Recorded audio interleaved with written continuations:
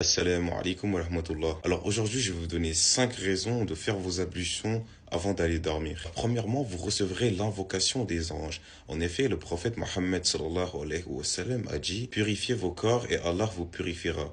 Car tout serviteur qui dort en état de pureté a un ange qui passe la nuit avec lui. À chaque fois qu'il se tourne dans son sommeil, l'ange dit: Ô Allah, pardonne à ton serviteur, car il s'est couché en état de pureté. Alors le deuxième bienfait est que vous serez protégé contre les cauchemars. Hafiz ibn Hajar radiallahu anhu a écrit: celui qui dort en état d'ablution verra de meilleurs rêves. Un autre savant a également dit que celui qui dort en état d'ablution sera préservé des cauchemars. Le troisième bienfait est que vous serez préparé à être ressuscité le jour du jugement dernier en état de pureté. En effet, les savants affirment que le fait de dormir en état de wudu, c'est-à-dire en état d'ablution, est une manière de se préparer à la mort. Ibn Abbas radiallahu anhu a dit: veillez à dormir en état d'ablution, car les âmes seront ressuscitées dans l'état dans lequel elles ont été prises. Quatrième bienfait est que vous auriez la même récompense que si vous aviez fait la prière et le dhikr toute la nuit. En effet, celui qui se couche en état d'ablution et s'endort en faisant du dhikr,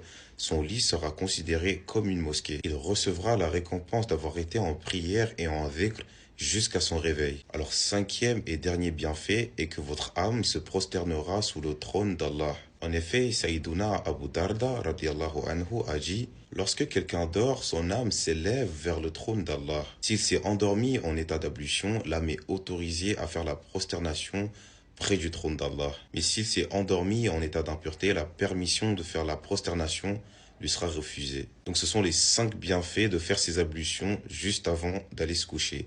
Et n'oubliez pas de partager cette information, car celui qui montre un bien a la même récompense que celui qui l'accomplit. Assalamu alaikum mes frères et sœurs.